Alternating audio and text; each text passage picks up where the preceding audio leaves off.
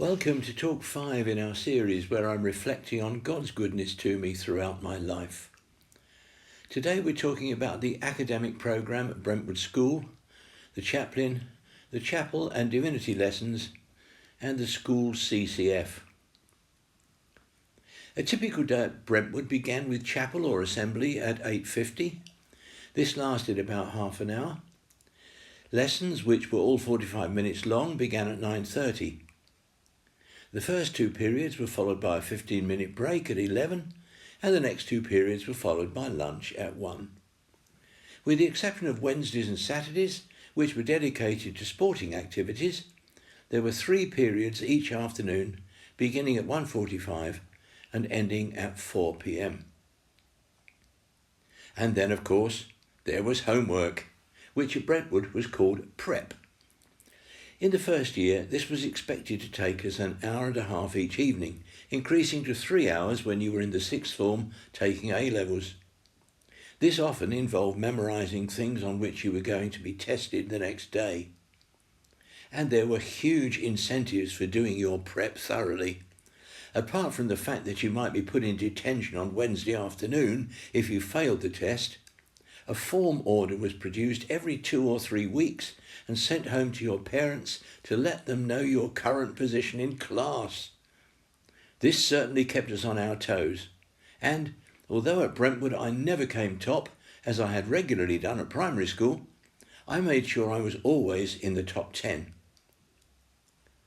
Subjects in our first year, all of which were compulsory, included English, French, Latin, maths, history, geography, physics, art or woodwork, divinity, that's religious education, and gym. But after the first year, which at Brentwood was referred to as the second form, the system changed and the subjects you took depended on which stream you'd chosen to enter. The third form, i.e. the second year, was divided into 4 streams: Classical 3, Science 3, Modern 3 and General 3. The advantage of this system was that boys could concentrate early on the areas where they hoped to specialise later. The disadvantage was, of course, that not everyone was at all sure at such a young age of what those future areas might be. It also meant that relatively little teaching was given on some quite important subjects. For example, you did relatively little science if you went into the classical stream.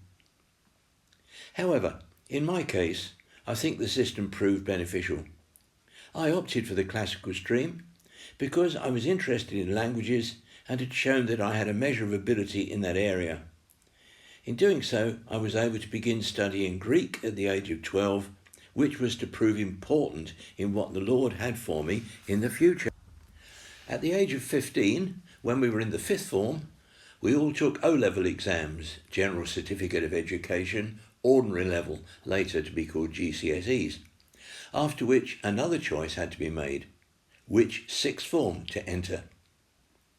Although successful in all my exams, my best results were in languages, and of all the streams available, the choice for me was narrowed down to lower 6 classics, or where I could take Latin, Greek and classical history, or lower 6 arts, where the options were Latin or English literature, French and German or medieval history.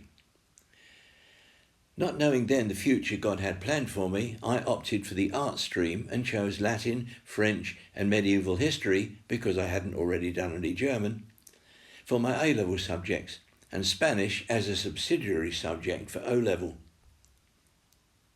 I thank God that with his help I passed all these exams. I was particularly grateful about history. A few months before we were due to sit the exams, my history teacher, Mr. Mould, said to me, "Quite honestly, Pets, I think you're going to fail history." The basic reason for this was that I wasn't doing enough prep because of all the church activities I was engaged in, because, among other things, halfway through my A-level course, I had felt God calling me to the ministry. But more about that in the next talk. So, in front of the whole class, I replied, "The problem is, sir, that I believe that God has called me to be a minister, and that to gain as much experience as I can, I need to be involved as much as possible in my local church. I believe that if I honour God, and if he wants me to pass history, then he'll help me to do so. To which he replied, "Well, Pets, I respect your faith, but I can't say that I agree with you. Unless you put in a lot more work, you will certainly fail." I did try to put in more work on history without giving up any of my church activities. When the results came through, I was delighted to discover that I'd scored 60%, the pass mark being just 40. And at the beginning of the next term, as I happened to meet Mr. Mould in the quad, he said to me with a broad smile, "Well, Pets, what do you mean by getting 60? I would never have believed it. Congratulations." Later that term, I won a scholarship at Brasenose College, Oxford, to read philosophy, politics and economics, but more of that in a later talk. I need now to say more about my Christian faith while I was at Brentwood. This, of course, needs to be understood alongside my experience at Elm Park Baptist Church, which will be the subject of our next talk. At school, I was to get a taste of a different kind of Christianity, some of which wasn't Christianity at all, as I understood it, but this will become clear in just a moment. So now a word about the chapel, the chaplain, and divinity lessons. The religious climate in the UK in the 1950s was very different from today. Although church attendance had dropped, probably caused by disillusionment caused by the war, there was still a general acceptance of the basic truths of Christianity. This, coupled with the fact that religious teaching at Brentwood was, in the words of the school prospectus, in accordance with that of the Church of England, meant that with the exception of divinity lessons, apart from one experience I will mention later, there was rarely anything much that would challenge my Christian faith. Surprisingly, the source of that challenge was the chaplain, the chapel, and what was taught in divinity lessons. The chaplain, the Reverend R. Lewis, M.A., was a graduate of Jesus College, Oxford, and an ordained Church of England priest. As such, he was responsible for most of what went on in chapel and taught all the weekly divinity lessons. From this it was clear, because he openly acknowledged it, that he did not believe in the deity of Christ, the virgin birth, or the resurrection. In fact, he denied the possibility of miracles on the grounds that if God created the laws of a universe, he would not break his own rules. Of course, when I told my father about this, he reminded me of the outstanding miracle experienced by Auntie May, which I mentioned at the beginning of this series. On another occasion, we were told that God couldn't foretell the future, because if he could, that would mean that we couldn't be held responsible for our actions. I know some Christians do struggle with this, but as I've pointed out elsewhere, if I know that something will happen, it doesn't mean that I'm causing it to happen. Having said all that, Mr. Lewis was a nice enough man. I just couldn't, and still cannot, understand how the Church of England can allow people with such views to hold office in the church. Anglicans often talk about what they consider to be the advantages of the C of E, being what they call a broad church. But in my view, what they claim to be its greatest strength is actually its greatest weakness. Of course, back then I knew nothing of the evangelical wing of the Church of England and tended to assume that Anglicans all held views like those of our school chaplain. It was later at Oxford that I first met godly people who were part of the C of E and whose views, apart from the fact that they believed in infant baptism, were much closer to mine. And I praise God for the great things that are happening today in those parts of the church where the Bible is honoured and charismatic gifts are encouraged. From my admittedly then limited experience of Anglican worship, it was very different from that in the 1950s. Worship in chapel was very different from what I experienced in our Baptist church each Sunday. Some differences were relatively unimportant. For example, in chapel we sang psalms instead of reading them, and we knelt for prayer rather than sitting. But others were more serious. Prayers were never spontaneous, but read from a book, and they were the same prayers week after week. And preachers would be dressed in robes and precede their sermons with, "In the name of the Father, and of the Son, and of the Holy Ghost, Amen," something which at times verged on the blasphemous, bearing in mind the content of what sometimes followed in the sermon. But none of this seriously challenged my faith. Unlike an experience I had in class, once again with our French teacher, Monsieur Jacotet. I don't remember what I had said, but I do remember his response. "Monsieur Petz, you are a silly little fool if you think that, if there is a God, he can possibly be interested in you." At the same time, I had no answer. At that time, I should say, I had no answer.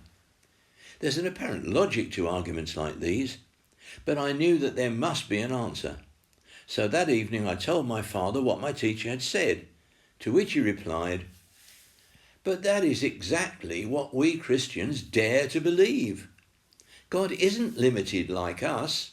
He's so big that he has the capacity to care about every single person and every single thing in the universe. Your teacher clearly doesn't understand this." And I remembered something that we'd been told to memorize in our English literature lessons. It was taken from Matthew 6 and verse 26. "Look at the birds of the air. They do not sow or reap or store away in barns, and yet your heavenly Father feeds them. Are you not much more valuable than they?" Words, of course, of Jesus. So my father's advice and the shield of faith, which is the word of God, extinguished yet another of those flaming arrows sent by the evil one. Ephesians 6:16. But my father's Christian influence on my thinking was also very evident in a decision I made with regard to the school combined cadet force. As I mentioned in Talk 1, my father was a conscientious objector during the war. As a Christian, he took seriously all the teaching of Jesus, and that included the command to love your enemies, Matthew 5:44. And he couldn't see how he could obey this command by killing them.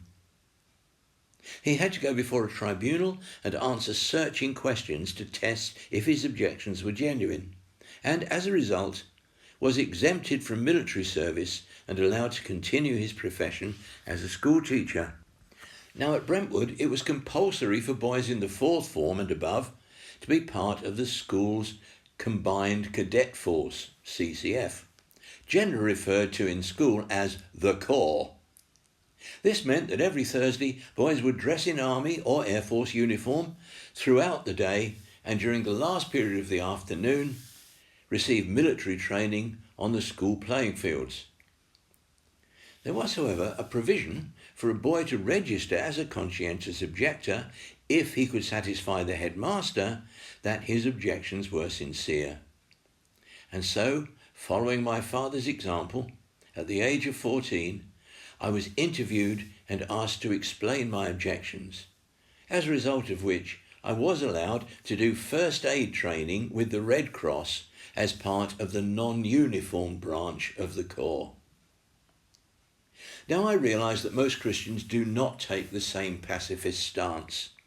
This is one of those issues where Christians are disagreed, and each person must follow their own conscience in the matter. But for me at the time, arguing for pacifism was in many ways the most vital way I had of expressing my Christian faith. I took Jesus seriously. Memories of World War II were still very real, and our armed forces were already engaged in conflict in the Korean War from 1950, when I started at Brentwood, to 1953. Fear of a Third World War was very real, and at the time All boys of 18 were compelled to do national service involving 2 years military training in one of the armed forces. So the issue of whether it is right to take up arms against one's fellow human beings was particularly relevant throughout my school years. And there were frequent discussions about it, both at school and at church. Whether I was right or wrong to adopt a pacifist position is for others to decide. But what it did for me and the development of my character was undeniable. I was forced to stand up for what I believed in, despite the teasing and accusations of cowardice that inevitably come to people who refuse to fight. The ability to think independently rather than following the majority view, and the resolve to take seriously the teaching of Jesus and to follow it would have become the determining factors of my life. So I thank God for my years at Brentwood. They not only provided the foundation for future academic achievements, but gave me opportunity to learn how to think for myself and to stand up for what I believe to be right. And best of all, they were the years when I determined to follow Jesus. My faith was both challenged and encouraged. But Brentwood was, of course, by no means the only factor, because throughout my years I was also a regular attender at Elm Park Baptist Church, which is the subject of the next talk. Till then, the Lord be with you.